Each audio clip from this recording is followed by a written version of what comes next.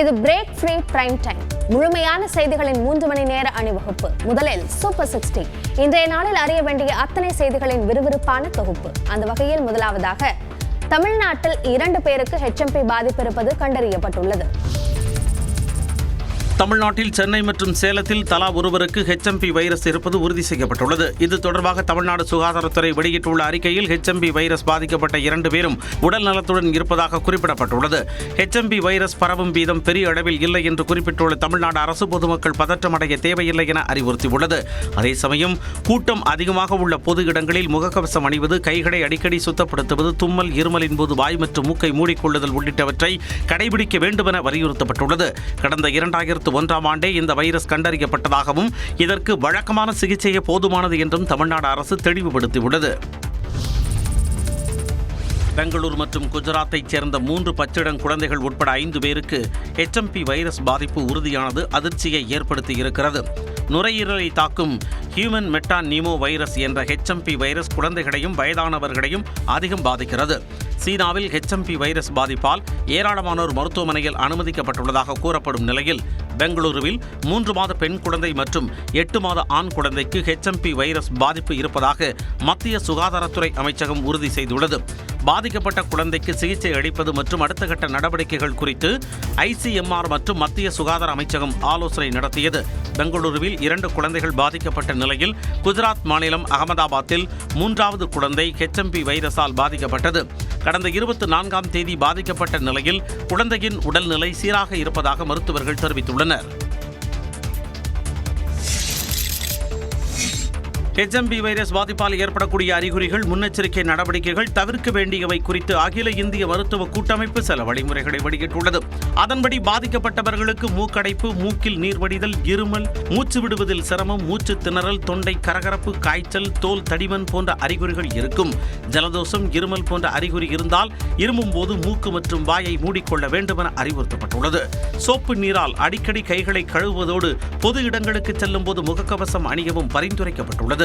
மற்றவர்களுடன் கைகுலுக்குவது, ஒருவர் பயன்படுத்திய கைக்குட்டையை பயன்படுத்துவது போன்றவற்றை தவிர்க்க வேண்டும் எனவும் அகில இந்திய மருத்துவ கூட்டமைப்பு வலியுறுத்தியுள்ளது. தனிநபர் கருவிகளை பிறருடன் பகிர்ந்து கொள்வதை தவிர்ப்பதோடு சுயமாக மருந்து எடுத்துக் கொள்ளாமல் மருத்துவரை அணுகி சிகிச்சை பெற்றுக் கொள்ள வேண்டும் என்றும் அறிவுறுத்தப்பட்டுள்ளது. HMP என்பது புதிய வைரஸ் தொற்று அல்ல எனவும் யாரும் கவலைப்பட வேண்டாம் என்றும் மத்திய சுகாதாரத்துறை அமைச்சர் JP நட்டா தெரிவித்துள்ளார். சீனாவில் பரவி வரும் HMP வைரஸ் தொற்று குறித்து இந்தியாவில் அச்சம் எழுந்து வருகிறது. நாட்டின் பல்வேறு பகுதிகளில் HMP வைரஸ் பாதிப்புகள் கண்டறியப்பட்டுள்ள நிலையில் மத்திய சுகாதாரத்துறை அமைச்சர் JP நட்டா விளக்கம் அளித்துள்ளார். அதில் பல ஆண்டுகளாக இந்த வைரஸ் பரவிக்கொண்டுதான் இருப்பதாகவும், குளிர்காலத்தில் இது வேகமாக பரவும் எனவும் குறிப்பிட்டுள்ளார். HMPV virus is not a new virus. It was first identified in 2001 and it has been circulating in the entire world since many years. HMPV spreads through the air by way of respiration. This can affect persons of all age groups. சீனாவின் நிலைமையை உன்னிப்பாக கண்காணித்து வருவதாகவும், நாட்டில் சுகாதார அமைப்புகள் விழிப்புடன் இருப்பதாகவும் நட்டா குறிப்பிட்டுள்ளார். இந்நிலையில் HMP வைரஸ் பாதிப்பு பெரிய அளவில் இருக்காது என்றும், காய்ச்சல், சளியின் போது எடுக்கும் வழக்கமான முன்னெச்சரிக்கையே போதுமானது என்றும் உலக சுகாதார அமைப்பின் முன்னாள் முதன்மை விஞ்ஞானி சௌமியா சுவாமிநாதன் தெரிவித்துள்ளார். HMPV வைரஸ் பாதிப்பு பயப்படக்கூடியது இல்லை என மருத்துவ நிபுணர் அமலோற்பவநாதன் தெரிவித்துள்ளார். ஃபர்ஸ்ட் மக்கள் எதுக்கும் அச்சப்பட தேவையில்லை. ஏனென்றால் இது கொரோனா வைரஸ் போல அல்ல. கொரோனா வைரஸ் வந்தபோது அது மனித குலத்துக்கே புதிது, அது யாருக்குமே தெரியாது. ஆனால் இந்த வைரஸ் அப்படி அல்ல, 2001 மனித குலத்துல இருந்துட்டே வருது. HMPV தொற்று அச்சம் பரவி வரும் நிலையில் குழந்தைகளுக்கு காய்ச்சல், இருமல் நீடித்தால் உடனடி மருத்துவ பரிசோதனை அவசியம் என்று தொற்றுநோய் சிறப்பு மருத்துவர் சுரேந்தர் தெரிவித்துள்ளார். இல்லை, ஃபீவர் ஒரு 4-5 நாளுக்கு மேலே விடவே மாட்டேங்குது, காஃப் பெர்சிஸ்டண்ட்டாக இருக்குது. ஸோ இதெல்லாம் தான் வார்னிங் சிம்டம்ஸ். இந்த மாதிரி சிம்டம்ஸ் இருந்தால் கண்டிப்பாக டாக்டர் கிட்ட போயிட்டு நம்ம விழிப்புணர்வோட இது எதனால் இருக்கும் அப்படின்னு டாக்டர்கிட்ட அணுகிட்டு டெஸ்ட் பண்ணிட்டு மேற்கொண்டு டெஸ்ட் பண்ணணுமா அட்மிட் பண்ணுமான்றதை நம்ம டிசைட் பண்ணணுங்க. கொரோனா போன்று HMPV வைரஸால் பெருந்தொற்று ஏற்படாது என சீனாவில் பணியாற்றும் தமிழ்நாட்டைச் சேர்ந்த மருத்துவர் ஞானேஸ்வரன் தெரிவித்துள்ளார். பேண்டமிக் சிச்சுவேஷனை கொண்டு வர போறதுல தான் இங்க சொல்றாங்க. இது கம்ப்ளீட்டா கண்ட்ரோலபிள் தான். இது ப்ராப்பரா இது பண்ணாலே முடிஞ்சிடும். இது பேண்டமிக்னா ஏன்னா உலகம் ஃபுல்லா பரவக்கூடிய அளவும் இது கிடையாதுங்கிற மாதிரி தான் இவங்களும் தகவல்கள் கொடுத்திருக்காங்க. சீனாவில் மக்கள் வழக்கமான பணிகளை மேற்கொண்டு வருவதாகவும் மருத்துவர் ஞானேஸ்வரன் கூறினார். சட்டப்பேரவையிலிருந்து வெளியேறி மீண்டும் சர்ச்சையை ஏற்படுத்தியுள்ளார் ஆளுநர் RN ரவி. தமிழ்நாடு சட்டப்பேரவையில் ஒரு வரி கூட தனது உரையை படிக்காமல் ஆளுநர் RN ரவி வெளியேறியது சர்ச்சையை ஏற்படுத்தியுள்ளது. நடப்பு ஆண்டின் முதல் சட்டப்பேரவை கூட்டத்தொடரையொட்டி ஆளுநர் உரையை வாசிப்பதற்காக ஆளுநர் RN ரவி காலை 9:25 மணி அளவில் சட்டப்பேரவைக்கு வருகை தந்தார்.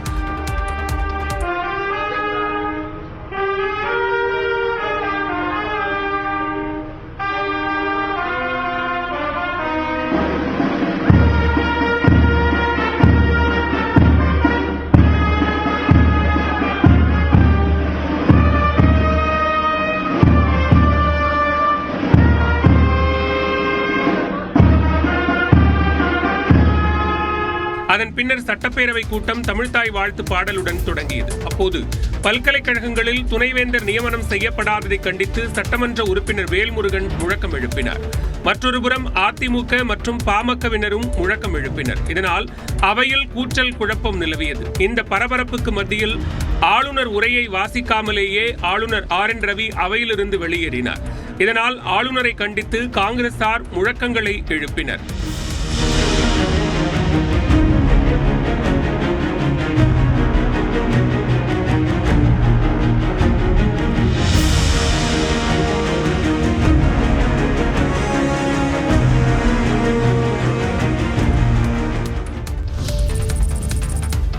ஆளுநர் உரைக்கு முன்பும் பின்பும் தேசிய கீதம் பாடப்படுவது கட்டாயம் என்று ஆளுநர் மாளிகை விளக்கம் அளித்துள்ளது. இது தொடர்பாக வெளியிடப்பட்டுள்ள அறிவிப்பில் ஒவ்வொரு நிகழ்விலும் மிகுந்த மரியாதையுடன் தமிழ்தாய் வாழ்த்தினை ஆளுநர் பாடி வருவதாக தெரிவிக்கப்பட்டுள்ளது. மாநில அளவிலும் தேசிய அளவிலும் தமிழ் மொழிக்கு ஆளுநர் எப்போதும் ஆதரவாகவே இருந்து வருவதாகவும் விளக்கம் அளிக்கப்பட்டுள்ளது. அரசியலமைப்பு சட்டத்தை மதித்து கடமைகளை பின்பற்றுவது ஆளுநரின் கடமை என தெரிவித்துள்ள ஆளுநர் மாளிகை தேசிய கீதத்திற்கு மரியாதை அளிப்பதும் அடிப்படை கடமைதான் என குறிப்பிட்டுள்ளது. அனைத்து மாநில சட்டப்பேரவையிலும் ஆளுநர் உரைக்கு முன்பும் பின்பும் தேசிய கீதம் பாடப்படுவதாக ஆளுநர் மாளிகை தெரிவித்துள்ளது. இதுகுறித்து முன்பே பலமுறை நினைவூட்டியும் ஆளுநரின் கோரிக்கையை வேண்டுமென்றே நிராகரிக்கப்பட்டிருப்பது துரதிருஷ்டவசமானது என்றும் குறிப்பிடப்பட்டுள்ளது. தமிழின் பெருமைக்கு மதிப்பளிக்கும் அதே சமயத்தில் தேசிய கீதத்தின் மரியாதையும் காக்கப்பட வேண்டும் என்றும் ஆளுநர் மாளிகை தெரிவித்துள்ளது.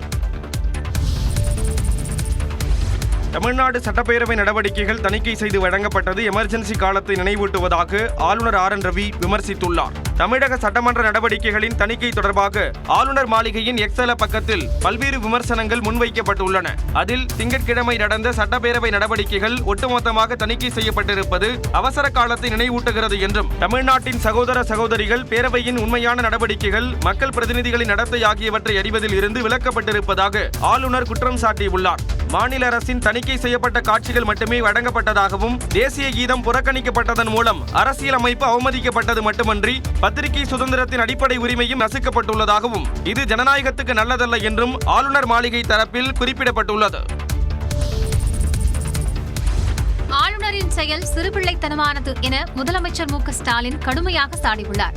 ஆளுநர் எழுப்பியுள்ள தேசிய கீதம் சர்ச்சை தொடர்பாக தனது எக்ஸ் பக்கத்தில் பதிவிட்டுள்ள முதலமைச்சர் ஸ்டாலின், அரசியல் சட்டக் கடமைகளை செய்யவே மனமில்லாதவர் அந்த பதவியில் ஏன் ஒட்டிக்கொண்டிருக்க வேண்டும் என்பதே அனைவர் மனதிலும் எழும் வினா என குறிப்பிட்டுள்ளார். ஆண்டின் தொடக்கத்தில் அரசின் உரையை மாநில ஆளுநர் வாசிப்பது சட்டமன்ற ஜனநாயகத்தின் மரபு என்றும் அதை மீறுவதையே தனது வழக்கமாக வைத்துள்ளார் என்றும் முதலமைச்சர் குறிப்பிட்டுள்ளார். கடந்த ஆண்டுகளில் இருந்ததை வெட்டியும் இல்லாததை ஒட்டியும் வாசித்த ஆளுநர் இம்முறை வாசிக்காமலேயே போயிருப்பது சிறுபிள்ளைத்தனமானது என்றும் தமிழ்நாட்டு மக்களையும் அவர்களால் தேர்ந்தெடுக்கப்பட்ட அரசையும் நூற்றாண்டு கண்ட தமிழ்நாடு சட்டப்பேரவையையும் தொடர்ந்து அவமதிக்கும் ஆளுநரின் செயல் அவர் வகிக்கும் பதவிக்கு அழகல்ல என்றும் பதிவிட்டுள்ளார். ஆளுநர் உரையாற்றக்கூடாது என்று தமிழ்நாடு அரசு திட்டமிட்டு செயல்பட்டிருப்பதாக சட்டமன்ற எதிர்க்கட்சித் தலைவர் எடப்பாடி பழனிசாமி குற்றஞ்சாட்டினார். சட்டப்பேரவையில் அதிமுக உறுப்பினர்களை வெளியேற்ற சபாநாயகர் அப்பாவு உத்தரவிட்ட நிலையில் எதிர்க்கட்சித் தலைவர் எடப்பாடி பழனிசாமி செய்தியாளர்களை சந்தித்தார். அப்போது சட்டப்பேரவையில் தமிழ்தாய் வாழ்த்து பாடப்படுவதுதான் மரபு என்றார். சபாநாயகர் உரையாற்றுகின்றார். நம்முடைய வரலாற்றிலேயே சபாநாயகரை உரையாற்றுவது முதல் முறை. இது மேதக ஆளுநர் உரை அல்ல, சபாநாயகர் உரையாகத்தான் பார்க்கப்படுகிறது. ஆளுநர் புறக்கணித்து போல திட்டமிட்டு ஆளுநரை உரையாற்றக்கூடாது என்று ஒரு நோக்கத்தோடு செயல்பட்டுகிறார். சட்டப்பேரவையில் அண்ணா பல்கலைக்கழக மாணவிக்கு நீதி கேட்டு போராட்டம் நடத்தியதாகவும் இபிஎஸ் கூறினார். தேசிய கீதம் தொடர்பான ஆளுநரின் கருத்துக்கு கடந்த ஆண்டே பதிலளித்திருப்பதாக அவை முன்னவரும் அமைச்சருமான துரைமுருகன் விளக்கமளித்துள்ளார்.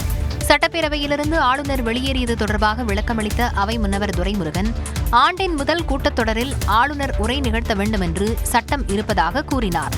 ஆனால் முந்தைய ஆண்டுகளைப் போலவே இந்த முறையும் ஆளுநர் உரையை படிக்காமல் சென்றுவிட்டதாகவும் அரசியல் சாசனத்திற்கு விரோதமாக ஆளுநர் செயல்படுவதாகவும் துரைமுருகன் குற்றஞ்சாட்டினார்.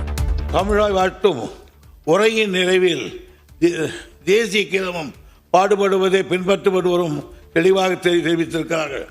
ஆனாலும் மீண்டும் இன்று அதையே ஒரு பிரச்சனையாக ஆளுநர் அவர்கள் குறிப்பிட்டு அவர் அரசுக்கு அனுப்பிய உரையை படிக்காமல் சென்றுவிட்டது அவரது உண்மையான நோக்கம் என்ன என்பதை கேள்விக்குறியாக்குகிறது. அதன்பின் அச்சிடப்பட்ட ஆளுநர் உரையில் இடம்பெற்றது மட்டுமே அவை குறிப்பில் இடம்பெறும் என்று தீர்மானம் ஒன்றை துரைமுருகன் முன்மொழிந்தார். குரல் வாக்கெடுப்பில் அத்தீர்மானம் நிறைவேறியது.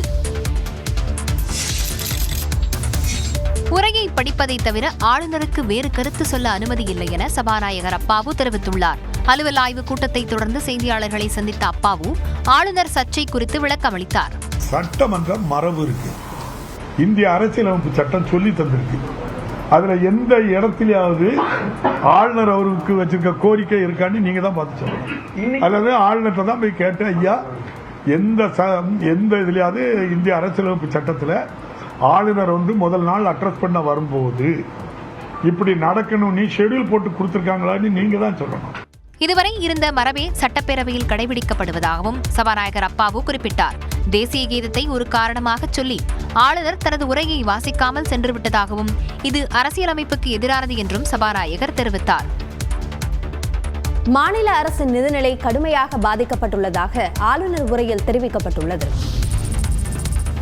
அனைத்து தரப்பினரும் பயனடையும் வகையில் தமிழ்நாடு அரசு பல திட்டங்களை கொண்டு வந்துள்ளதாக ஆளுநர் உரையில் பாராட்டப்பட்டது. முதுகலை பட்டப்படிப்பு வரையிலும் மாற்றுத்திறனாளிகள் பயின்றிட அவர்களுக்கு வழங்கப்படும் கல்வி உதவித் தொகையை அரசு 2 மடங்காக உயர்த்தியுள்ளதை ஆளுநர் உரை குறிப்பிட்டது. 8 லட்சம் கான்கிரீட் வீடுகளை கட்டித்தர வேண்டும் என்ற குறிக்கோளுடன் கலைஞரின் கனவு இல்ல திட்டம் அறிமுகப்படுத்தப்பட்டுள்ளதாக தெரிவிக்கப்பட்டது. முதலமைச்சரின் கிராம சாலைகள் மேம்பாட்டு திட்டத்தின் மூலம் கடந்த 2 ஆண்டுகளில் 9653 கிலோமீட்டர் சாலைகள் மேம்படுத்தப்பட்டுள்ளதாக குறிப்பிடப்பட்டது. மாநிலம் முழுவதும் பெண்களுக்கு பாதுகாப்பான வசதியான தங்குமிட வசதிகள் கிடைப்பதை உறுதி செய்திட தோழி விடுதிகள் உருவாக்கப்பட்டுள்ளதாக ஆளுநர் உரையில் தெரிவிக்கப்பட்டுள்ளது. கல்வி, வேலைவாய்ப்பு, தொழில், ஆராய்ச்சி, மருத்துவம் போன்ற துறைகளில் கவனம் செலுத்தும் வகையில் செயற்கை நுண்ணறிவு இயக்கத்தை அரசு தொடங்கியுள்ளதாகவும் அடுத்த 5 ஆண்டுகளில் நாட்டின் முன்னணி AI மையங்களில் ஒன்றாக தமிழ்நாடு நிலைநிறுத்தப்படும் என்பதில் ஐயமில்லை என்றும் ஆளுநர் உரையில் தெரிவிக்கப்பட்டது.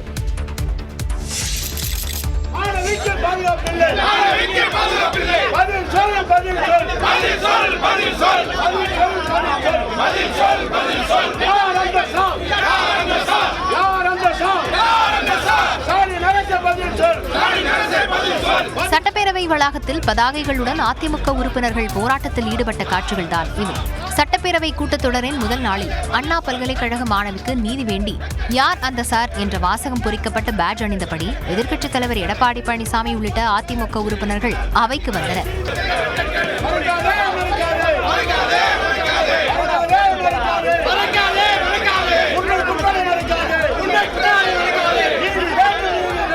இதனைத் தொடர்ந்து சட்டப்பேரவையிலிருந்து ஆளுநர் RN ரவி சென்ற பிறகு சபாநாயகர் அப்பாவு ஆளுநர் உரையை வாசிக்க தொடங்கினார். அப்போது அதிமுக உறுப்பினர்கள் பேரவை நுழைவு வாயில் அருகே நின்று முழக்கங்களை எழுப்பினர். அவர்களை வெளியேற்ற சபாநாயகர் உத்தரவிட்டார். அவையிலிருந்து வெளியே வந்த பிறகும் அதிமுகவினர் போராட்டத்தை தொடர்ந்தனர். பொங்கல் பண்டிகையை முன்னிட்டு வரும் 10ஆம் தேதி முதல் 4 நாட்களுக்கு 14,000 பேருந்துகள் இயக்கப்படும் என்று போக்குவரத்து துறை தெரிவித்துள்ளது. பொங்கல் பண்டிகைக்கு சிறப்பு பேருந்துகள் இயக்குவது தொடர்பாக அதிகாரிகளுடன் போக்குவரத்து துறை அமைச்சர் சிவசங்கர் ஆலோசனை நடத்தினார். இந்த கூட்டத்தில் வரும் 10ஆம் தேதி முதல் 13ஆம் தேதி வரை 4 நாட்களுக்கு 14,104 பேருந்துகள் இயக்க முடிவு செய்யப்பட்டது. சென்னையை பொறுத்தவரை கோயம்பேடு, கிடாம்பாக்கம், மாதவரம் ஆகிய 3 பேருந்து நிலையத்தில் இருந்து வெளியூர்களுக்கு பேருந்துகள் இயக்கப்பட உள்ளன. அதன்படி கோயம்பேட்டில் இருந்து ECR மார்க்கமாக செல்லும் பேருந்துகளும், காஞ்சிபுரம், வேலூர், திருத்தணி மார்க்கமாக செல்லும் பேருந்துகளும் இயக்கப்படும் என்று அறிவிக்கப்பட்டுள்ளது. மாதவரத்தில் இருந்து ஆந்திர மாநிலம் செல்லும் பேருந்துகளும், திருச்சி, சேலம், கும்பகோணம், திருவண்ணாமலை செல்லும் குறிப்பிட்ட சில பேருந்துகளும் இயக்கப்பட உள்ளன. மற்ற அனைத்து நகரங்களுக்கான பேருந்துகளும் கிடாம்பாக்கம் பேருந்து நிலையத்தில் இருந்து இயக்கப்படும் என அறிவிக்கப்பட்டுள்ளது. நூற்றாண்டு பேருந்து நிலையம், அதேபோல கோயம்பேடு டாக்டர் எம்ஜிஆர் பேருந்து நிலையம், மாதவரம் பேருந்து நிலையம், இந்த 3 இடங்களிலும் இருந்து பொதுமக்கள் எந்த சிரமமின்றி பயணிப்பதற்கான நடவடிக்கை எடுக்கப்பட்டிருக்கிறது. இதேபோல் பொங்கல் பண்டிகை முடிந்து சென்னை திரும்ப வசதியாக 15ஆம் தேதி முதல் 19ஆம் தேதி வரை 15,800 பேருந்துகள் இயக்கப்படும் என்றும் போக்குவரத்து துறை தெரிவித்துள்ளது. கோயம்பேட்டிலிருந்து மதுரவாயில் செல்லும் சாலை மற்றும் மதுரவாயில் டோல்கேட் பகுதியில் ஆம்னி பேருந்துகளை நிறுத்தினால் நடவடிக்கை எடுக்கப்படும் என்று அமைச்சர் சிவசங்கர் தெரிவித்துள்ளார். கிறிஸ்துமஸ் விடுமுறையின் போது கோயம்பேட்டிலிருந்து மதுரவாயில் சாலையிலும் மதுரவாயில் டோல்கேட் பகுதியிலும் சாலையின் இருபுறங்களிலும் ஆம்னி பேருந்துகள் நிறுத்தப்பட்டதால் கடும் போக்குவரத்து நெரிசல் ஏற்பட்டதாக புகார் வந்ததாக அமைச்சர் கூறியிருக்கிறார். இது தொடர்பாக ஆம்னி பேருந்து உரிமையாளர்களை அழைத்து போக்குவரத்து ஆணையர் அறிவுரைகள் வழங்க உள்ளதாகவும் அமைச்சர் சிவசங்கர் கூறினார். கோயம்பேட்டிலிருந்து மதுரவாயில் செல்கின்ற சாலையின் இருபுறமும் பேருந்துகள் நிறுத்தினார்கள் என்ற புகார் வந்திருக்கிறது. அதனால் சாலையில் போக்குவரத்து நெரிசல் ஏற்படுகின்ற சூழல் ஏற்பட்டால் அவர்கள் மீது நிச்சயமாக நடவடிக்கை எடுக்கப்படும். மேலும் ஆம்னி பேருந்துகளில் அதிக கட்டணம் வசூலித்தால் புகார் தெரிவிக்க கட்டணமில்லா எண்ணையும் அமைச்சர் தெரிவித்தார். சென்னையில் மெட்ரோ ரயில் மற்றும் மாநகர பேருந்துகளில் ஒரே அட்டை மூலம் பயணச்சீட்டு பெற்று பயணிக்கும் திட்டத்தை அமைச்சர் சிவசங்கர் தொடங்கி வைத்தார். சென்னையில் மெட்ரோ ரயில், புறநகர் மின்சார ரயில் மற்றும் மாநகர பேருந்துகளில் ஒரே ஸ்மார்ட் அட்டை மூலம் பயணச்சீட்டு பெற்று எளிதாக பயணிக்கும் திட்டம் படிப்படியாக நடைமுறைப்படுத்தப்பட்டு வருகிறது. அதன்படி மெட்ரோ ரயில் நிலையங்களில் பயன்படுத்தும் வகையில் சிங்கார சென்னை ஸ்மார்ட் அட்டை 2023ஆம் ஆண்டு அறிமுகம் செய்யப்பட்டது. இந்நிலையில் ஸ்மார்ட் அட்டையை பயன்படுத்தி மாநகர பேருந்துகளிலும் பயணம் செய்யும் நடைமுறை அமலுக்கு வந்துள்ளது. இதனை போக்குவரத்து துறை அமைச்சர் சிவசங்கர் தொடங்கி வைத்தார். இந்த கார்டுகளை பொறுத்த வரைக்கும் இந்த சிங்கார சென்னை கார்டுகள்ன்றது CMRLலும் சென்னை மெட்ரோவிலும் பயன்படுத்திக்கலாம், மாநகர பேருந்துகளிலும் பயன்படுத்திக்கலாம். அதுதான் இதோட முக்கியமான ஒரு ஃபீச்சர்ன்றது இதுதான். முதற்கட்டமாக பாரத ஸ்டேட் வங்கி மூலம் 50,000 ஸ்மார்ட் அட்டைகள் கட்டணமின்றி வழங்க ஏற்பாடு செய்யப்பட்டுள்ளது. கோயம்பேடு, பிராட்வே, தாம்பரம், திருவான்மியூர், கிண்டி, தியாகராய நகர் உள்ளிட்ட 20 பேருந்து நிலையங்களில் உள்ள பயணச்சீட்டு விற்பனை மையங்களில் ஸ்மார்ட் அட்டைகள் வழங்கப்படுகின்றன. நடத்துனர்கள் ஆன்லைன் மற்றும் மாநகர போக்குவரத்து கழக பயணச்சீட்டு விற்பனை மையங்களில் ஸ்மார்ட் அட்டையை ரீசார்ஜ் செய்திட வழிவகை செய்யப்பட்டுள்ளது. மதுரையில் 3 இடங்களில் நடைபெறவுள்ள ஜல்லிக்கட்டு போட்டிகளுக்கான ஆன்லைன் முன்பதிவுக்கான அவகாசம் இன்று மாலையுடன் நிறைவடைகிறது. மதுரையில் அவனியாபுரம், பாரமேடு, அலங்காநல்லூர் உள்ளிட்ட பகுதிகளில் வரும் 14, 15 மற்றும் 16ஆம் தேதிகளில் முறையே ஜல்லிக்கட்டு போட்டி நடைபெறவுள்ளது. இதில் பங்கேற்கும் வீரர்கள் மற்றும் காளைகளுக்கான முன்பதிவு நேற்று மாலை 5 மணிக்கு தொடங்கியது. காளை மாடுகளுக்கான விண்ணப்பத்தில் மாவட்டத்தின் பெயர், மாடு உரிமையாளரின் விவரங்கள், காளையின் வயது, இனம், நிறம், உயரம், மருத்துவச் சான்று ஆகியவற்றை நிரப்ப வேண்டும். இதேபோன்று மாடுபிடி வீரர்களுக்கான விண்ணப்ப படிவத்தில் வீரர்களின் தனிப்பட்ட விவரம், இரத்த வகை, எடை, உயரம் ஆகியவை கேட்கப்பட்டுள்ளது. இதில் ஏராளமானோர் ஆர்வத்துடன் முன்பதிவு செய்து வரும் நிலையில் விண்ணப்பிப்பதற்கான அவகாசம் இன்று மாலை 5 மணியுடன் நிறைவடைகிறது. தமிழ்நாட்டில் ஆண் வாக்காளர்களை விட பெண் வாக்காளர்கள் அதிகம் இருப்பது தெரியவந்துள்ளது. 2025ஆம் ஆண்டின் ஒருங்கிணைந்த இறுதி வாக்காளர் பட்டியலை தலைமை தேர்தல் அதிகாரி அர்ச்சனா பட்நாயக் வெளியிட்டார். இறுதிப் பட்டியலில் தமிழ்நாட்டில் 6,36,00,000 வாக்காளர்கள் இருப்பதாகவும் 3,24,00,000 பெண் வாக்காளர்களும் 3,11,00,000 ஆண் வாக்காளர்களும் இருப்பதாக அறிவிக்கப்பட்டுள்ளது. 9,120 பேர் 3ஆம் பாலின வாக்காளர்கள் என்றும் தெரிவிக்கப்பட்டுள்ளது. தமிழ்நாட்டில் அதிக வாக்காளர்களை கொண்ட தொகுதியாக சோழிங்கநல்லூர் உள்ளது. இங்கு 6,90,958 பேர் உள்ளனர். மிக குறைவான வாக்காளர்களை கொண்ட தொகுதியாக 1,76,505 வாக்காளர்களுடன் கீழ்வேலூர் தொகுதி உள்ளது. கடந்த நவம்பர் 28ஆம் தேதி மற்றும் ஜனவரி 6ஆம் தேதிக்கு பிறகு பெறப்பட்ட படிவங்கள் கள ஆய்வு செய்து நடவடிக்கை எடுக்கப்படும் என்று அர்ச்சனா தெரிவித்தார். வாக்காளர் பட்டியல் நகல்களை அங்கீகரிக்கப்பட்ட அரசியல் கட்சியினருக்கு அளிக்க வாக்காளர் பதிவு அலுவலர்களுக்கும் அறிவுறுத்தப்பட்டுள்ளது. புதுச்சேரியில் இருசக்கர வாகனத்தில் செல்லும் போது அரசு ஊழியர்கள் தலைக்கவசம் அணிவது கட்டாயமாக்கப்பட்டுள்ளது. இதுகுறித்து வெளியிடப்பட்டுள்ள சுற்றறிக்கையில் புதுச்சேரியில் இருசக்கர வாகனங்களில் செல்லும் போது சாலை விபத்துகளில் சிக்கி உயிரிழப்போர் எண்ணிக்கை அண்மை காலமாக அதிகரித்து வருவதாக தெரிவிக்கப்பட்டுள்ளது. தலைக்கவசம் அணியாததே உயிரிழப்பு அதிகரிக்க காரணம் என கூறப்படும் நிலையில் அதனை கட்டுப்படுத்த தலைக்கவசம் அணிவது கட்டாயமாக்கப்பட்டுள்ளது. வரும் 12ஆம் தேதி முதல் இந்த உத்தரவு அமலுக்கு வரும் நிலையில் அனைத்து அரசு ஊழியர்களும் இருசக்கர வாகனத்தில் செல்லும் போது கட்டாயம் தலைக்கவசம் அணிய வேண்டும் என சுற்றறிக்கை அனுப்பப்பட்டுள்ளது. தலைக்கவசம் அணியாவிட்டால் 1000 ரூபாய் அபராதம் வசூலிக்கப்படுவதுடன் அவர்களின் ஓட்டுநர் உரிமம் 3 மாதங்களுக்கு தற்காலிகமாக ரத்து செய்யப்படும் என்றும் எச்சரிக்கை விடுக்கப்பட்டுள்ளது. எனவே புதுச்சேரி அரசு ஊழியர்கள் இருசக்கர வாகனங்களில் செல்லும் போது தலைக்கவசம் அணிவதை உறுதி செய்ய வேண்டும் என்று சுற்றறிக்கையில் தெரிவிக்கப்பட்டுள்ளது.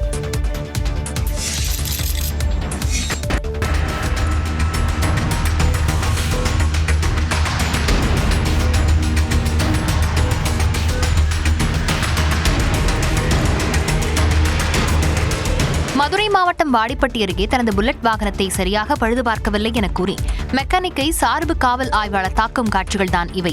மதுரை மாவட்டம் வாடிப்பட்டியில் ராயல் என்ஃபீல்ட் ஒன்லி என்ற பெயரில் ஸ்ரீனிவாசன் என்பவர் ஒர்க் ஷாப் நடத்தி வருகிறார்.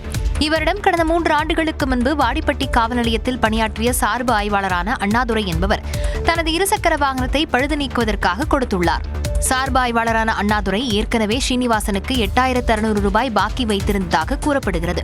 இதனால் ஸ்ரீனிவாசன் வாகனத்தை பழுது பார்க்காமல் அப்படியே வைத்திருந்ததாகவும் கூறப்படுகிறது.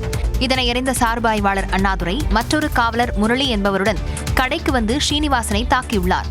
தன்னை தாக்கிய சிசிடிவி காட்சி பதிவுகளுடன் மெக்கானிக் ஸ்ரீனிவாசன் காவல் கண்காணிப்பாளர், முதல்வர் தனிப்பிரிவு மற்றும் மதுரை ஆட்சியரிடம் புகார் அளித்துள்ளார்.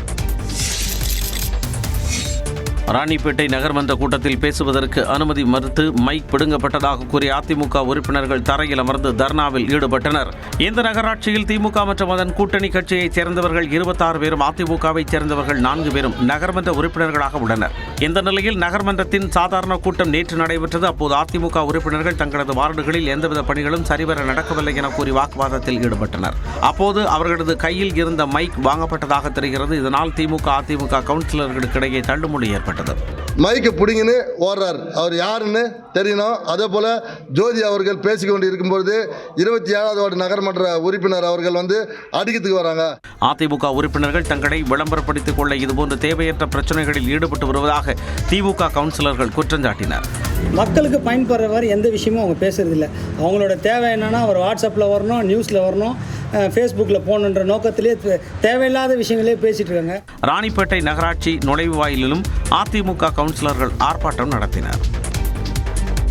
இந்தியாவில் புல்லட் ரயில் சேவை விரைவில் அறிமுகம் செய்யப்படும் என்று பிரதமர் நரேந்திர மோடி உறுதியளித்துள்ளார். நாட்டின் முதல் புல்லட் ரயில் விரைவில் அறிமுகம் செய்யப்படும் என்று பிரதமர் நரேந்திர மோடி தெரிவித்துள்ளார். தெலங்கானா, ஒடிஷா, ஜம்மு காஷ்மீர் மாநிலங்களில் புதிய ரயில் திட்டங்களுக்கு டெல்லியில் இருந்து காணொலி வாயிலாக பிரதமர் மோடி அடிக்கல் நாட்டினார். தெலங்கானாவில் சர்லப்பள்ளி புதிய ரயில் முனையத்தையும் அவர் திறந்து வைத்தார்.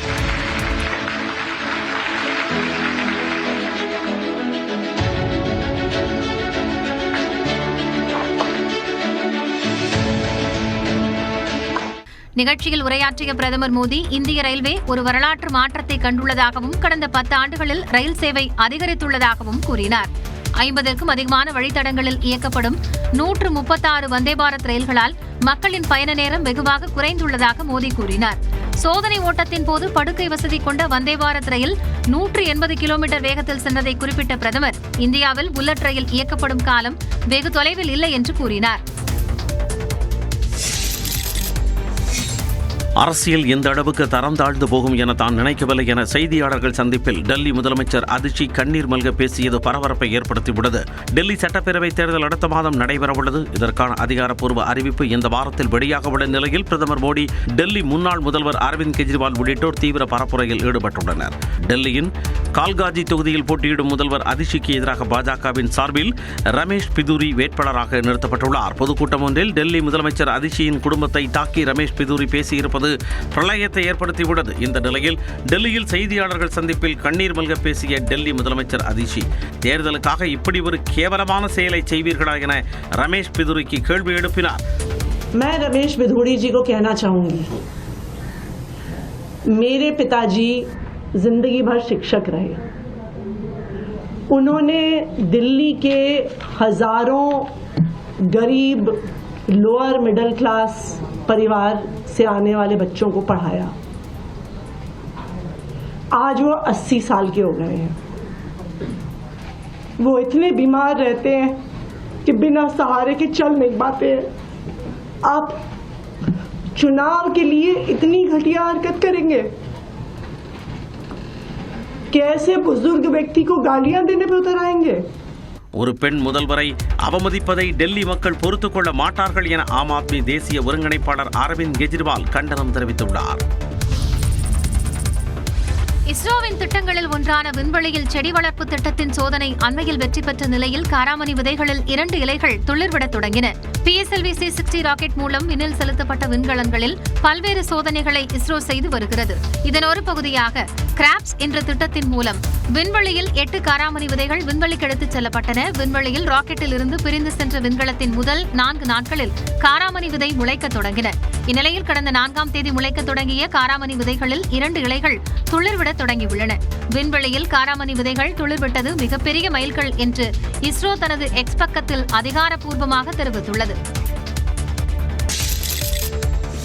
தமிழ்நாடு சட்டப்பேரவை கூட்டத்தொடர் ஜனவரி 11ஆம் தேதி வரை நடைபெறும் என்று சபாநாயகர் அப்பாவு தெரிவித்துள்ளார். அலுவல் ஆய்வுக் கூட்டத்தை தொடர்ந்து செய்தியாளர்களை சந்தித்த அவர் ஜனவரி 8ஆம் தேதி ஆளுநர் உரைக்கு நன்றி தெரிவிக்கும் தீர்மானம் மீதான விவாதம் தொடங்கும் என்றும் ஜனவரி 11ஆம் தேதி முதலமைச்சர் ஸ்டாலின் பதிலுரை அளிப்பார் என்றும் தெரிவித்தார்.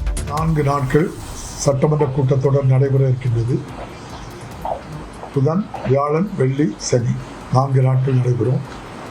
4வது நாள் மாண்புமிகு தமிழக முதல்வர் அவர்கள் ஆளுநர் உரைக்கு நன்றி தெரிவிக்கும் தீர்மானத்தின் மீது மாண்புமிகு முதல்வர் அவர்கள் பேசி நிறைவு செய்வார். முன்னாள் பிரதமர் மன்மோகன் சிங், ஈரோடு கிழக்கு தொகுதி MLA EVKS இளங்கோவன் உள்ளிட்டோர் மறைவுக்கு பேரவையில் இன்று இரங்கல் தீர்மானம் நிறைவேற்றப்பட்டு அவை ஒத்திவைக்கப்படும் என்றும் சபாநாயகர் கூறினார். ஆளுநர் RN ரவியை கண்டித்து திமுக இன்று போராட்டம் அறிவித்துள்ளது. ஆளுநர் RN ரவியை கண்டித்து இன்று மாநிலம் தழுவிய ஆர்ப்பாட்டம் நடத்தப்படும் என திமுக அறிவித்துள்ளது. தமிழ்நாடு சட்டப்பேரவையின் இந்த ஆண்டுக்கான முதல் கூட்டத்தொடரின் தொடக்கத்தில் தேசிய கீதம் இசைக்கப்படவில்லை என குற்றம் சாட்டி ஆளுநர் RN ரவி உடனடியாக அவையில் இருந்து வெளியேறினார். இந்த சம்பவம் சர்ச்சையான நிலையில் தமிழ்நாட்டையும் தமிழ்தாய் வாழ்த்தையும் தொடர்ந்து அவமானப்படுத்தும் ஆளுநரை கண்டித்து இன்று காலை 10 மணி அளவில் மாவட்ட தலைநகரங்களில் கண்டன ஆர்ப்பாட்டம் நடைபெறும் என திமுக அறிவித்துள்ளது. மத்திய அரசின் ஏஜென்டாக தமிழ்நாட்டின் உரிமைகளில் ஆளுநர் அத்துமீறுவதாக திமுக கண்டனம் தெரிவித்துள்ளது. மத்திய அரசு மீது தமிழ்நாட்டு மக்களுக்கு உள்ள கோபத்தை திசை மாற்றும் அதிமுக பாஜக கள்ள கூட்டணியை கண்டித்தும் ஆர்ப்பாட்டம் நடைபெற உள்ளதாக திமுக அமைப்பு செயலாளர் RS பாரதி அறிவிப்பு வெளியிட்டுள்ளார். தமிழ்நாடு சட்டமன்றத்தில் ஆளுநர் உரையாற்றாமல் புறக்கணித்திருப்பது சட்டமன்ற மரபை அவமதிக்கும் செயல் என்று VCK தலைவர் திருமாவளவன் கண்டனம் தெரிவித்துள்ளார். முதலில் தமிழ்தாய் வாழ்த்து நிகழ்ச்சிகள் நிறைவு பெறுகிற போது தேசிய கீதம் என்று நாம் இசைத்து வருகிறோம், கடைபிடித்து வருகிறோம். இது அனைவரும் அறிந்த வெளிப்படையான உண்மை. ஆனால் நம்முடைய ஆளுநர் அவர்கள் இந்த மரபை மாற்றும்படி வற்புறுத்துவது ஏற்புடையதல்ல. தமிழ்நாட்டின் மரபுகளையும் தமிழக மக்களின் உணர்வுகளையும் ஆளுநர் புரிந்து கொள்ள வேண்டும் என்றும் ஆளுநருக்கு உரிய மரியாதையை தமிழ்நாடு அரசு அளிக்க வேண்டும் என்றும் பாமக தலைவர் அன்புமணி ராமதாஸ் வலியுறுத்தியுள்ளார். சட்டமன்ற மரபையும் ஜனநாயகத்தையும் ஆளுநர் கேலி கூத்தாக்கியுள்ளதாக மார்க்சிஸ்ட் மாநில செயலாளர் பே. சண்முகம் கண்டனம் தெரிவித்துள்ளார். அண்ணா பல்கலைக்கழக பாலியல் வன்கொடுமை விவகாரம் தொடர்பாக எதிர்க்கட்சிகள் முற்றுகையிட்டதால் தான் ஆளுநர் வெளியேறியதாக சட்டமன்ற பாஜக குழு தலைவர் நயினார் நாகேந்திரன் தெரிவித்துள்ளார். ஆளுநரை படிக்கவே விடல. எல்லாருமே முற்றுகையிட்டாங்க. இன்னைக்கு சபையில் நான் இருந்தனால அவரை அந்த சப்ஜெக்டுக்கே போக விடல. யாரு முழக்கமிட்டாங்க? எல்லாரும் அதிமுக, காங்கிரஸ். தேசிய கீதம் தொடர்பான ஆளுநரின் குற்றச்சாட்டும் ஒரு காரணம் என்றும் நயினார் நாகேந்திரன் குறிப்பிட்டார். இந்நிலையில் ஆளுநர் தான் பங்கேற்கும் நிகழ்ச்சிகளில் பழக்கி வரும் புது பழக்கத்தை சட்டப்பேரவையிலும் செயல்படுத்த முயன்றதாக தமிழக வாழ்வுரிமை கட்சி தலைவர் வேல்முருகன் தெரிவித்தார். 7 கோடி மக்களால் தேர்ந்தெடுக்கப்பட்ட தமிழக சட்டமன்றத்தில் 234 உறுப்பினர்கள் அடங்கிய இந்த மாமன்றத்திலும் அதே நடைமுறையை அவர் நடைமுறைப்படுத்துவதற்கான முயற்சித்தார். அண்ணா பல்கலைக்கழக வளாகத்தில் மாணவி பாலியல் வன்கொடுமை விவகாரத்தில் ஆளுநரும் பொறுப்பேற்க வேண்டுமென வேல்முருகன் கூறினார்.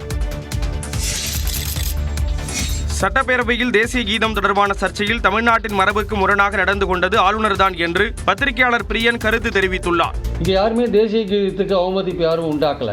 இங்கே வந்து கடைசியில் தான் தேசிய கீதம் பாடப்படும். அது பாடலைனா தான் நீங்கள் வந்து அவமதிப்பு சொல்லலாம். ஆனால் நீங்கள் ஒரே நிகழ்த்தாரியே நீங்கள் கிளம்பி போயிட்டீங்க. நீங்கள் அப்போது தமிழ்நாட்டு மரபுகளுக்கு நீங்கள் முரணாக நடந்து கொண்டது நீங்கள் தான் ஆக்சுவலாக வந்து. வெளிநடப்பு செய்யும் நோக்கில்தான் ஆளுநர் சட்டப்பேரவைக்கு வருகை தந்திருப்பார் என்றும் கூறினார். இதேபோல் அரசு தயாரித்து கொடுக்கும் ஆளுநர் உரையில் ஆளுநர் ஆர் என் ரவிக்கு உடன்பாடு இல்லை என்று பத்திரிகையாளர் குபேந்திரன் தெரிவித்துள்ளார். நிகழ்ச்சி முடிந்த பிறகுதான் தேசிய கீதத்தின் முழு பகுதியும் வந்து இசையாக்கப்படும். அப்படி இருக்கும்போது இதெல்லாம் தெரிந்தவர் வேணுன்னே ஏன் சொல்றாருன்னா, அவருக்கு நோக்கம் ரொம்ப சிம்பிள். ஏதாவது சொல்லி நீங்க தயாரித்து கொடுக்கிற ஆளுநர் உரை நான் படிக்க மாட்டேன், அவரே தயாரிக்க ஆசைப்படுறார். ஆளுநர் சுயமாக செயல்பட நினைத்து குழப்பத்தை ஏற்படுத்துவதாக அவர் கூறினார். உள்ளாட்சி அமைப்புகளுக்கான சிறப்பு அலுவலர்களை நியமித்து தமிழ்நாடு அரசு உத்தரவிட்டுள்ளது. தமிழ்நாட்டில் காலியாக உள்ள உள்ளாட்சி அமைப்புகளுக்கு சிறப்பு அலுவலர்களை நியமித்து தமிழ்நாடு அரசு உத்தரவிட்டுள்ளது. 2019 ஆண்டு டிசம்பரில் தமிழ்நாட்டில் 27 மாவட்டங்களின் உள்ளாட்சி அமைப்புகளுக்கு தேர்தல் நடத்தப்பட்டன. வார்டு மற்றும் மறுசீரமைப்பு பணி காரணமாக புதிதாக பிரிக்கப்பட்ட 9 மாவட்டங்களின் உள்ளாட்சி அமைப்புகளுக்கான தேர்தல் 2021 ஆண்டு அக்டோபரில் நடைபெற்றது. இந்நிலையில் 2019 ஆண்டு தேர்ந்தெடுக்கப்பட்ட ஊரக உள்ளாட்சி பிரதிநிதிகளின் பதவிக்காலம் ஜனவரி 5ஆம் தேதியுடன் நிறைவடைந்தது. இந்நிலையில் பதவிக்காலம் முடிந்த மயிலாடுதுறை உள்ளிட்ட 28 மாவட்டங்களில் உள்ள ஊராட்சிகள், வார்டுகள் மறுவரையறை செய்யப்பட உள்ளன. குறிப்பாக சில ஊராட்சி பகுதிகளை பேரூராட்சிகள், நகராட்சிகள், மாநகராட்சிகளில் இணைப்பதற்கான பணிகள் நடைபெற வேண்டியுள்ளன. இதனால் பிரதிநிதிகளின் பதவிக்காலம் முடிந்த ஊரக உள்ளாட்சிகளில் சிறப்பு அலுவலர்களை தமிழ்நாடு அரசு நியமித்துள்ளது. இதன்படி ஊராட்சிகளுக்கு மாவட்ட ஊரக வளர்ச்சி முகமை திட்ட இயக்குநரும், ஊராட்சி ஒன்றியத்திற்கு ஊரக வளர்ச்சி உதவி இயக்குநரும், கிராம ஊராட்சிக்கு வட்டார வளர்ச்சி அலுவலரும் சிறப்பு அலுவலர்களாக நியமிக்கப்பட்டுள்ளனர். 6 மாத காலத்திற்கு அல்லது தேர்தல் நடைபெற்று பிரதிநிதிகள் பதவியேற்கும் வரை சிறப்பு அலுவலர்கள் பதவியை தொடருவார்கள் என அறிவிக்கப்பட்டுள்ளது. தமிழ்நாட்டில் வரும் 11ஆம் தேதி 5 மாவட்டங்களில் கனமழை பெய்யும் என அறிவிக்கப்பட்டிருந்த நிலையில் அதனை சென்னை வானிலை ஆய்வு மையம் வாபஸ் பெற்றது. 7ஆம் தேதி கடலோர தமிழ்நாட்டில் ஓரிரு இடங்களிலும், புதுச்சேரி மற்றும் காரைக்கால் பகுதிகளிலும் லேசானது முதல் மிதமான மழை பெய்யக்கூடும் என தெரிவிக்கப்பட்டுள்ளது. காலை நேரத்தில் லேசான பனிமூட்டம் காணப்படும் என்றும், நீலகிரி மாவட்டத்தின் மலைப்பகுதிகளில் இரவு நேரத்தில் ஓரிரு இடங்களில் உறைபனிக்கு வாய்ப்புள்ளது எனவும் தெரிவிக்கப்பட்டுள்ளது. 8ஆம் தேதி முதல் 12ஆம் தேதி வரை தமிழ்நாடு, புதுச்சேரி மற்றும் காரைக்கால் பகுதிகளில் லேசானது முதல் மிதமான மழை பெய்யக்கூடும் என வானிலை மையம் தெரிவித்துள்ளது. சென்னையில் வானம் மேகமூட்டத்துடன் காணப்படும் என்றும், காலை நேரத்தில் லேசான பனிமூட்டம் காணப்படும் என்றும் சென்னை வானிலை மையம் குறிப்பிட்டுள்ளது. தமிழ்நாடு சுற்றுலாத்துறை சார்பில் சென்னை தீவுத்திடலில் இந்திய சுற்றுலா மற்றும் தொழில் பொருட்காட்சி தொடங்கியது. அமைச்சர்கள் மா சுப்பிரமணியன், சேகர்பாபு மற்றும் ராஜேந்திரன் உள்ளிட்டோர் பொருட்காட்சியை தொடங்கி வைத்தனர். ஏறத்தாழ 70 நாட்கள் நடைபெறும் இந்த பொருட்காட்சியில் அரசு மற்றும் தனியார் துறைகள் சார்பில் 74 அரங்குகள் அமைக்கப்பட்டுள்ளன. வார நாட்களில் மாலை 3 மணி முதல் இரவு 10 மணி வரையும், வார இறுதி நாட்களில் காலை 11 மணி முதல் இரவு 10 மணி வரையும் பொருட்காட்சி நடைபெறும் என தெரிவிக்கப்பட்டுள்ளது. பொருட்காட்சியில் பெரியவர்களுக்கு அதிகபட்சமாக 40 ரூபாயும், சிறியவர்கள் மற்றும் மாணவர்களுக்கு 25 ரூபாயும் நுழைவு கட்டணமாக நிர்ணயிக்கப்பட்டுள்ளது. சென்னை புத்தக காட்சியில் புதுச்சேரி தமிழ்த்தாய் வாழ்த்து பாடப்பட்டு சர்ச்சையான நிலையில் நாம் தமிழர் ஒருங்கிணைப்பாளர் சீமான் பகிரங்க மன்னிப்பு கேட்க வேண்டும் என்று தென்னிந்திய புத்தக பதிப்பாளர் சங்கமான பபாசி வலியுறுத்திய நிலையில் மன்னிப்பு கேட்க முடியாது என சீமான் திட்டவட்டமாக தெரிவித்துள்ளார். அவர் சிறப்பு விருந்தினராக தான் வந்துள்ளார். அவர் அந்த புத்தகத்தை மட்டுமே பேச வேண்டும். சீமான் மீது நாங்கள் இந்த தென்னிந்திய புத்தக விற்பனர் மற்றும் பதிப்பாளர் சங்கத்தின் சார்பாக மாபெரும் கண்டனத்தை தெரிவிக்கின்றோம். அவர் மன்னிப்பு கேட்க வேண்டும். அவர் மன்னிப்பு கேட்க வேண்டும், கண்டிப்பாக மன்னிப்பு கேட்க வேண்டும். அவர் இவ்வளவு ஒரு பெரிய வரலாற்று சிறப்புமிக்க அறிவுசார் உலகத்தில் வந்து உளறிட்டு போவது எந்த விதத்தில் நியாயம்? அது தவறு.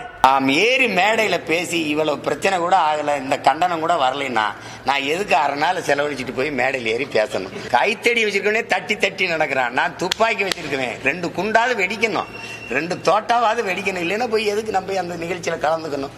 இப்படி நடக்கும்னு தெரிஞ்சுதாங்க அந்த நிகழ்ச்சி நடந்திருக்கு. இல்லைன்னா என்னையே எங்களுக்கு வெளியிடணும். சரி, ஏதோ அவங்க ஆசைக்கு கேட்குறாங்க. இதெல்லாம் மன்னிப்பு கேட்குற ஆளா நான்?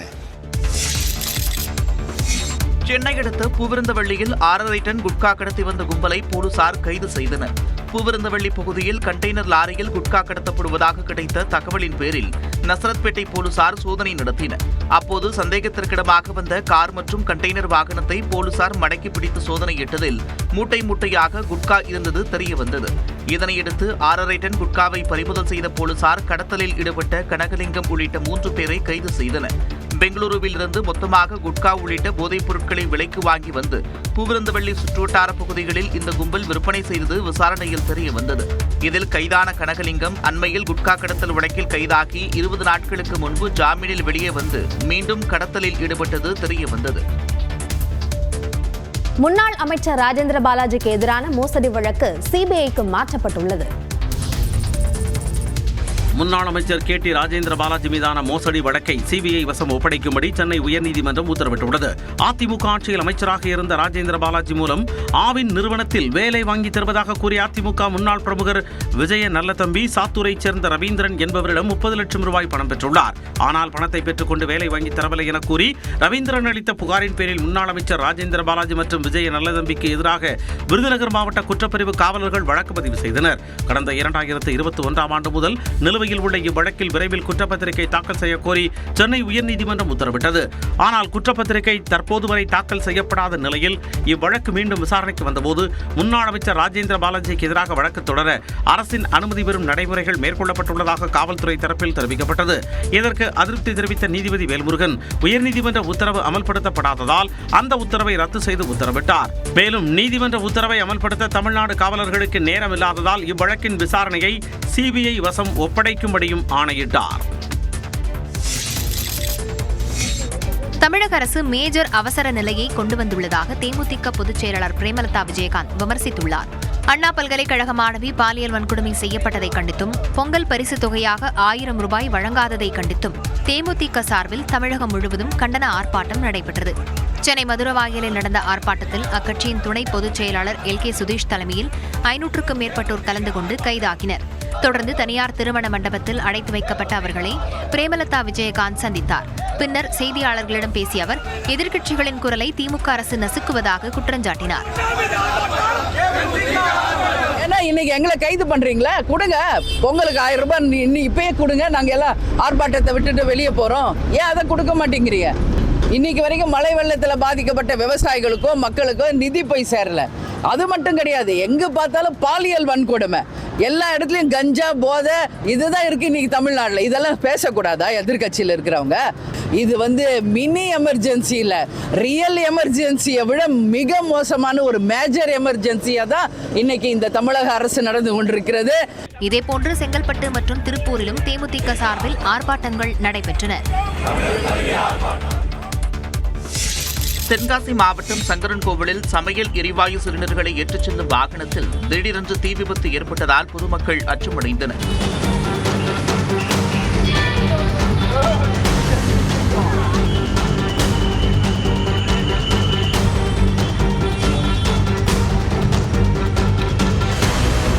சங்கரன்கோவிலில் தனியார் எரிவாயு நிறுவனம் செயல்பட்டு வருகிறது. இந்த நிறுவனத்திற்கு சொந்தமான சிறிய ரக சரக்கு வாகனம் ஒன்று சிலிண்டர்கள் அனைத்தையும் குடோனில் இறக்கி வைத்துவிட்டு சங்கரன்கோவில் நகர்ப்பகுதிக்கு சென்று கொண்டிருந்தது. அப்போது திடீரென்று வாகனத்தில் தீ விபத்து ஏற்பட்டது. இதனை கண்ட மக்கள் அலறியடித்து ஓட்டம் பிடித்தனர். ஓட்டுநரும் வாகனத்தில் இருந்து குதித்து தப்பினார்.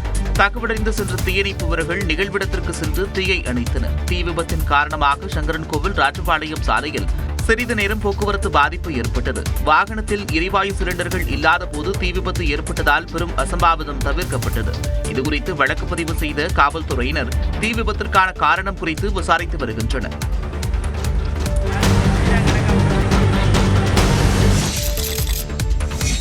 திருவண்ணாமலை வடக்கு மாவட்ட பாஜக தலைவர் தேர்தல் தொடர்பான கருத்து கேட்பு கூட்டத்தில் மோதல் ஏற்பட்டதால் பரபரப்பு நிலவியது.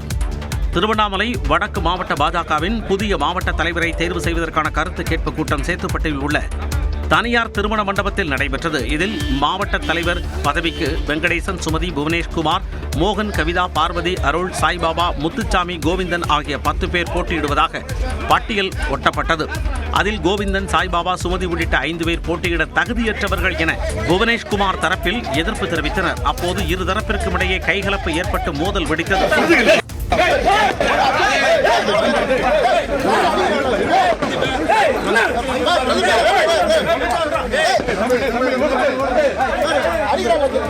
மோதலில் ஈடுபட்டவர்களை தேர்தல் பார்வையாளர் ராஜ்குமார், மாவட்ட தேர்தல் அலுவலர் பலரான் ஆகியோர் சமாதானப்படுத்தினர். இதனைத் தொடர்ந்து சங்கர், பூங்காவனம், வெங்கட்ராமன், வேலு, சரவணன் ஆகியோர் போட்டியிடலாம் என மீண்டும் பட்டியல் ஓட்டப்பட்டது.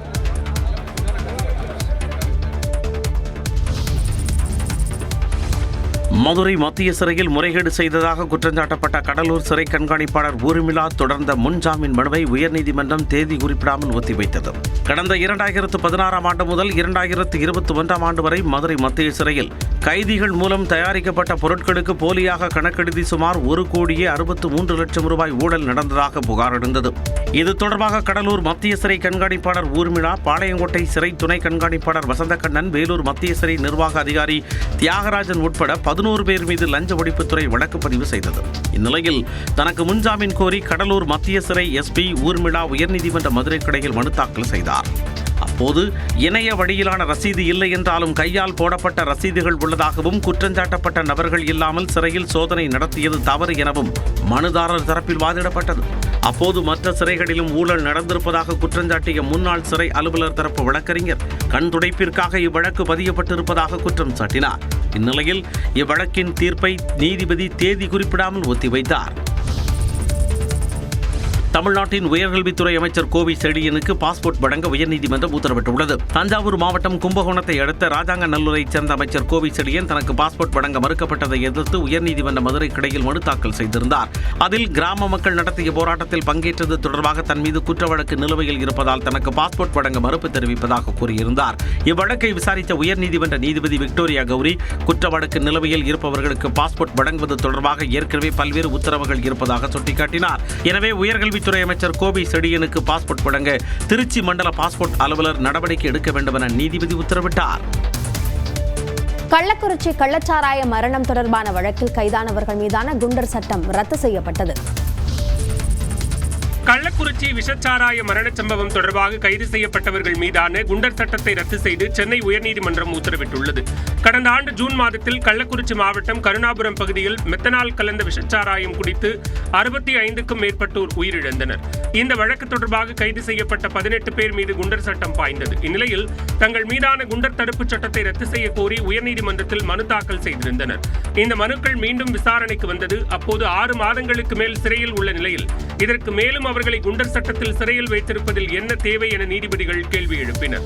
மதுவிலக்கு போலீசார் பதிவு செய்யும் வழக்குகளில் பாதிக்கும் மேற்பட்டவை ஜோடிக்கப்பட்டவை என்றும் முதன்மையான குற்றவாளிகள் கைது செய்யப்படுவதில்லை என்றும் நீதிபதிகள் தெரிவித்தனர்.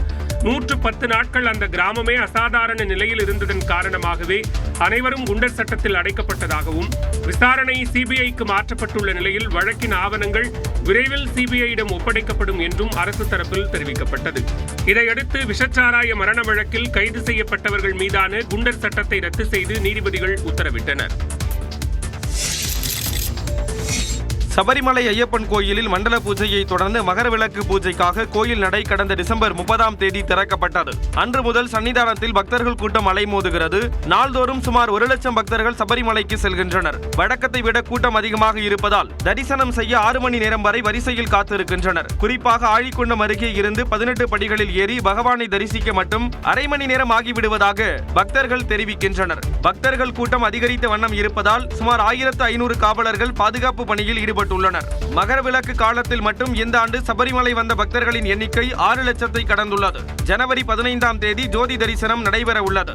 மகர விளக்கு பூஜையை முன்னிட்டு ஜனவரி 19ஆம் தேதி வரை பக்தர்கள் சபரிமலையில் சாமி தரிசனம் செய்யலாம் என்றும் ஏற்கனவே அறிவிக்கப்பட்டுள்ளது.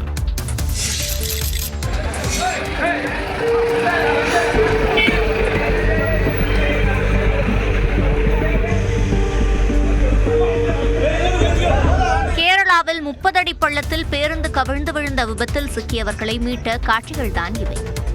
மாவேலி கரையில் அரசு பேருந்தை வாடகைக்கு எடுத்துக்கொண்டு 30க்கும் மேற்பட்டோர் தஞ்சாவூருக்கு சுற்றுலா வந்தனர்.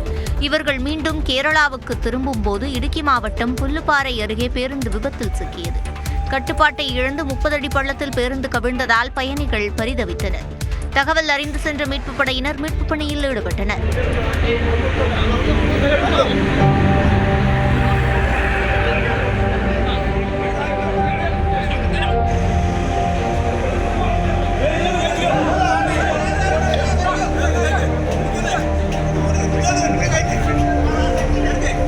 பேருந்து விபத்தில் 3 பேர் உயிரிழந்த நிலையில் பலர் படுகாயமடைந்தனர். பனிமூட்டம் காரணமாக விபத்து ஏற்பட்டிருக்கலாம் என கூறப்படுகிறது. விலைவாசி உயர்வை கண்டித்து ஒடிசாவின் புவனேஸ்வரில் பிஜு ஜனதா தளம் கட்சியினர் பிரம்மாண்ட போராட்டத்தில் ஈடுபட்டனர்.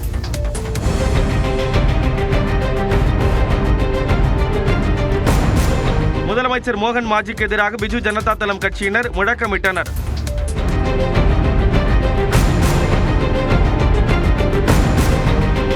பாஜக தலைமையிலான அரசு மத்தியிலும் ஒடிசாவிலும் ஆளுவதால் மக்களை இருமுறை கொள்ளையடிப்பதாக பிஜு ஜனதா தளம் கட்சியினர் பதாகைகளை ஏந்தி எதிர்ப்பை வெளிப்படுத்தினர்.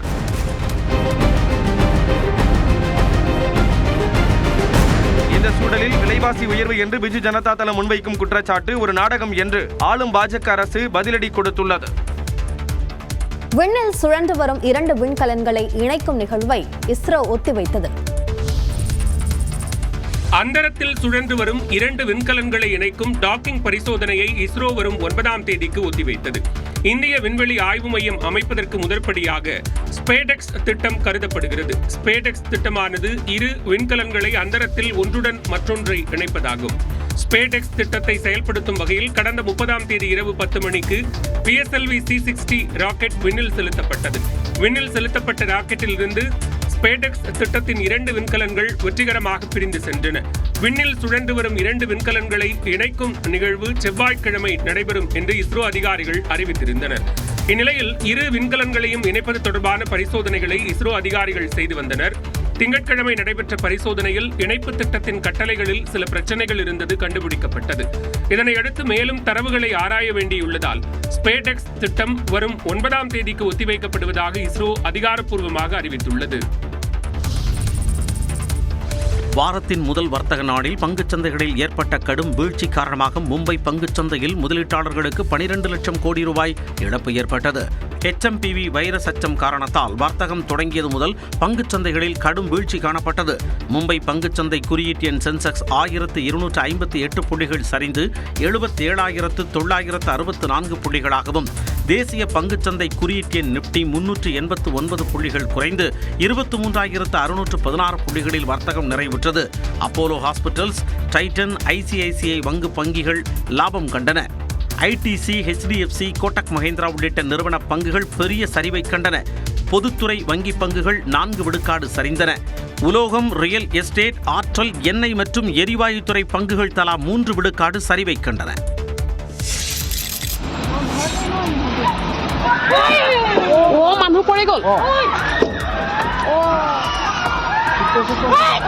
அசாம் மாநிலத்தில் உள்ள கசிரங்கா தேசிய பூங்காவில் சுற்றுலா வாகனங்களை காண்டாமிருகம் துரத்தியதால் தாய் மகள் கீழே விழுந்த காட்சிதான் இது. காண்டாமிருகங்களுக்கு பிரபலமான காசிரங்கா பூங்காவின் பகௌரி பகுதியில் இந்த சம்பவம் நடந்தது. பூங்கா வளாகத்தில் சுற்றுலா பயணிகள் ஜீப்பில் சஃபாரி மேற்கொண்ட போது அந்த வழியாக வந்த காண்டாமிருகம் மிகுந்த ஆத்திரத்துடன் அவர்களை துரத்தியது. அப்போது வாகனத்திலிருந்த தாய் மற்றும் மகள் ஜீப்பிலிருந்து கீழே விழுந்தனர்.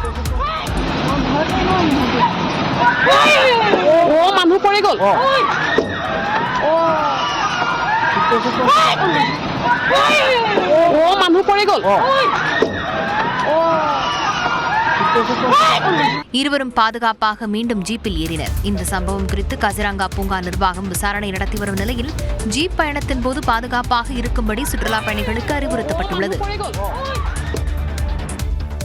அண்ணா பல்கலைக்கழகத்தில் பாலியல் வன்கொடுமையால் பாதிக்கப்பட்ட பெண்ணின் பக்கம் அனைவரும் நிற்க வேண்டும் என நடிகர் சிவகார்த்திகேயன் கூறியுள்ளார். அண்ணா பல்கலைக்கழக மாணவி பாலியல் வன்கொடுமை செய்யப்பட்ட விவகாரத்தில் நாம் அனைவரும் பாதிக்கப்பட்ட பெண்கள் பக்கம்தான் நிற்க வேண்டும் என நடிகர் சிவகார்த்திகேயன் தெரிவித்தார். அறுவடை வீட்டிற்கு ஆன்மீக பயணம் மேற்கொண்டுள்ள சிவகார்த்திகேயன் முதலாவதாக திருச்செந்தூர் முருகன் கோவிலில் சாமி தரிசனம் செய்தார். அப்போது செய்தியாளர்கள் சந்திப்பில் பேசிய அவர், அண்ணா பல்கலைக்கழகத்தில் மாணவி ஒருவருக்கு நடந்த பாலியல் கொடுமை குறித்த கேள்விக்கு இந்த மாதிரியான விஷயங்கள் நடக்கக்கூடாது என கூறினார். இதுல பாதிக்கப்படுற பெண்கள் பக்கம் தான் நம்ம எல்லாரும் நிக்கணும்னு நினைக்கிறேன். அவங்களுக்கு முழு தைரியம் இருக்கணும். இனி இது மாதிரி நடக்காதுன்னு நம்ம நம்புவோம். கடவுள்கிட்ட அதான் வேண்டிக்கிறேன். அதனைத் தொடர்ந்து திருப்பரங்குன்ற முருகன் கோவிலில் வழிபட்ட சிவகார்த்திகேயன் பழனி செல்லும் வழியில் நடிகர் சூரியின் உணவகத்திற்கு சென்று உணவருந்தினார்.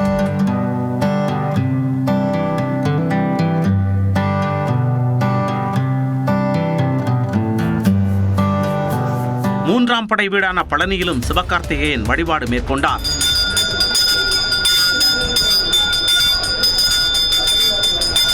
செல்லும் இடமெல்லாம் சிவகார்த்திகேயனை கண்ட அவரது ரசிகர்கள் செல்ஃபி எடுத்தும் கை குலுக்கியும் மகிழ்ந்தனர். நடிகர் அஜித்தின் குட் பேட் அக்லி படம் ஏப்ரல் 10ஆம் தேதி வெளியாகும் என்று அதிகாரப்பூர்வ அறிவிப்பு வெளியாகியுள்ளது. ஆதித்ய ரவிச்சந்திரன் இயக்கத்தில் அஜித், த்ரிஷா, பிரசன்னா, சுனில், அர்ஜுன் தாஸ் உள்ளிட்ட பலர் நடித்துள்ள படம் குட் பேட் அக்லி. இதன் பாடல்களை தேவிஸ்ரீ பிரசாதும் பின்னணி இசையை ஜிவி பிரகாஷும் உருவாக்கியுள்ளனர். பொங்கல் வெளியீடாக திரைக்கு வரவிருந்த விடாமுயற்சி திரைப்படம் தள்ளி வைக்கப்பட்டுள்ளது. மேலும் படம் எப்போது ரிலீஸ் ஆகும் என்ற அறிவிப்பையும் படக்குழு வெளியிடாமல் உள்ளது. இந்நிலையில் குட் பேட் அக்லி திரைப்படத்தின் ரிலீஸ் தேதியை போஸ்டருடன் படக்குழு வெளியிட்டுள்ளது. கையில் துப்பாக்கியுடன் மாஸ் கெட்டப்பில் அஜித்தின் புகைப்படத்துடன் குட் பேட் அக்லி திரைப்படம் ஏப்ரல் 10 ரிலீஸ் ஆகும் என்று படக்குழு அதிகாரப்பூர்வ அறிவிப்பை வெளியிட்டுள்ளது. இந்நிலையில் நடிகர் தனுஷ் ராஜ்கிரண் கூட்டணியில் உருவாகி வரும் இட்லி கடை படமும் இதே ஏப்ரல் 10 வெளியாகும் என்றும் அறிவிக்கப்பட்டிருப்பது குறிப்பிடத்தக்கது.